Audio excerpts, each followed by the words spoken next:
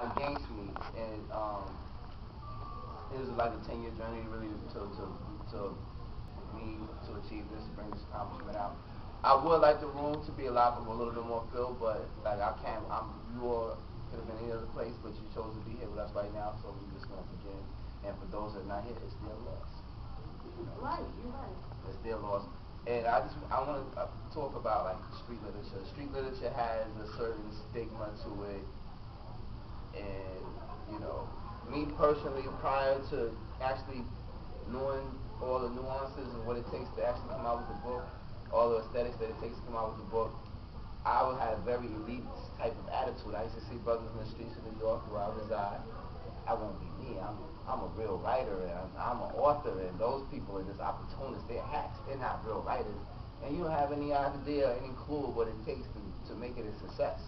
It's a lot of different things just to get the people to stop listening to your table, let alone buy your book. Because they could have bought any book. Like a lot of more times people come outside, they might not even think about buying a book, let alone your book. So if you can get them to buy your book and walk away and it be a decent read, that's an accomplishment in and of itself. I try to make a new fan every day.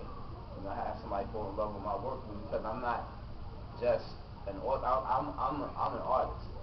This is an art form, and not everybody can do it. Another one does not have the wherewithal to do it. So, regardless of what genre you're writing under, whether if it's street literature, whether it's church dramedy, no one, I hear a lot of people always are hypercritical of street literature people or independent. Well, look at the room. Nobody's here. But that's, like I said, that's their loss because they've been misinformed and misled. They've been hoodwinked. They've been bamboozled. They don't know any better. But, because I recently went through a thing about editing. Regardless of what genre anyone writes under, editing is a very critical process and being an author. And someone posed the question to me, how important is it? And I said, editing is paramount to the air you breathe in terms of being an author. Amen. Whether it be your content edit or whether it be your copy edit. It's a stigma with people that do street literature, that, their ignoramuses or just don't even know the difference between a pronoun or adverb. And that's not the case. People have to give people that just do. Because like I said, I even had that elitist type of attitude, like I'm better, till I actually did the work myself. Because you have a whole lot of people that tell you about a whole lot about everything, and they never wrote a book the first, let alone published it or try to market it. And they're always talking a lot of trash. So my thing with them is that a lot of times, more times, people tend to speak just and they seem like they're informed and they're so educated, and they're speaking from a hypothesis, which would be an educated guess, but they're not masters. I'm speaking from a point of mastery. I read my book. If you haven't produced a book, you're not a master. You can't be a master of anything that you haven't personally experienced yourself. So I just had kind of a pet peeve with people who kind of this street literature, because like I said, I'm an artist and it has artistic value to it. Some stuff may not be worth the paper that it's printed on, but don't just put everybody's book in a certain category without giving it an opportunity. If it's trash, it's trash. But just give whatever it is that's being presented a read. So that's just some thoughts I have on street literature. And like I said, certain brothers, I was dissing them. I'm gonna be real with you. Looked at he's one of my close friends now too. Like Isidore Johnson has a book out called Drug Dealer. I read a drug dealer. I'm hotter than him. Isidore is the coolest guy. I can't attest personally how much books he sold, but we see him. Like he even gave me a lot of jewels. He said make the cover neutral, because you don't want to alienate anybody. He don't even have a picture on it. I see so many white people buying his book, as opposed to if you have your stuff pigeonholed into one type of genre, because people have to realize that for me to even stand here and hold this took a lot of years and thousands of dollars and blood, sweat, and tears for me to even say I have a book. So you shouldn't just be so quick to pass judgment, you know. Like I said, certain people living very well off street literature, like in terms of being in the street, actually selling a book. You have some people who are industry authors. Me, myself, I'm an in the streets author. You know what I'm saying? So I'm out in the street constantly branding myself, constantly promoting. I'm from New York City. You know, currently I'm down here in the DMV with you all. Like I said, I appreciate you all being here because you could have chosen any other place, but you're here with me, and I definitely appreciate it. So you hear about my product and what it is that I do.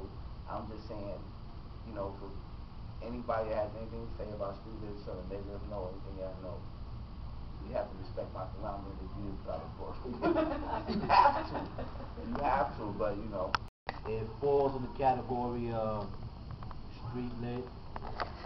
But if you ask me personally, it falls under the category of a good book.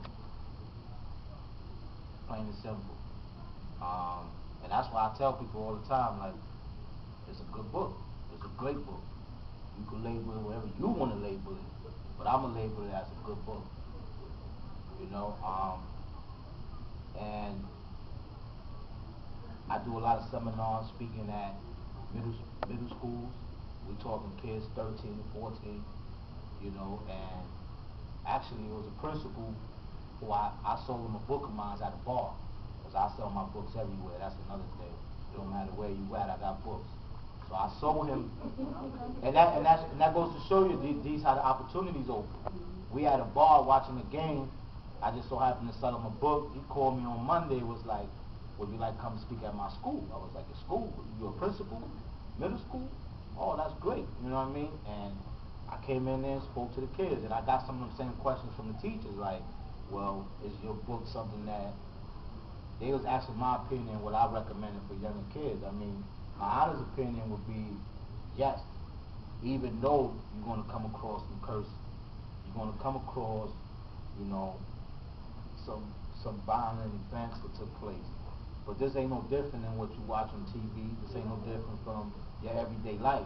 So if you try to hide that away from your kids, then you're really going to have an ultimate problem somewhere down the line. You know, and the autobiography of our young generation, when you ask anybody about our young generation, the first thing they're going to say is, there's no leadership, there's no guidance, you know, there's no fathers, there's no this, there's no that. Well, to me, that was, when I wrote this book, that was my ultimate goal, that one day maybe a sister or a mother, or maybe, you know, somebody who's in jail at an early age, 14, because I went to jail when I was 14. So if they could read my book and get something out of it and help them change their life, then I'm good. That's what I wrote it for, you know.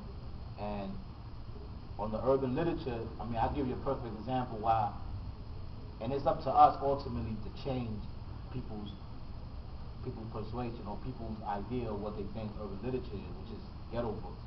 You know, I recently filled out an application, actually in January, I sent in an application for the Printers Row Book Fair, which is in Chicago.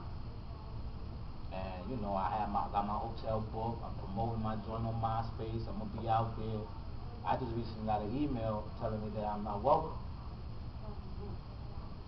I'll tell you why. The book. People can't get over it. People can't get over the street literature. And I mean, I'm not gonna sit here and be mad at them, and I'm not gonna be mad at my authors or my fellow authors. You know what I mean? I'm just upset that bridge is there. You know what I mean? That people will look at it and, you know, even some of the brothers that was up here earlier speaking about their Christian books. I was in here. I'm not Christian. You know what I mean? Like, I show respect to everybody. You know, and if you're going to speak about something, you know, I mean, it's easy to judge. That's the easiest thing to do, you know what I mean? Pass judgment, you know what I mean? But I ain't even going to speak on that. But urban literature has a bad name, but it's also a good name. And what I try to get across to people is this is talent. This is talent, man. To put a book out, it's a lot of work, man, especially when you self-publish. It's a lot of work. It's talent. So I respect anybody. Now, there is good books and there is bad books. I don't care what it is, Christian, erotic, horror. You're going to have good books, you're going to have bad books, but you shouldn't judge it by the subject. If it ain't your thing, it ain't your thing. You don't got to say a comment, you know, but that's little bit about urban literature. But if anybody have any questions or anything, or if I ain't answer your question, I can answer it in more details. I mean,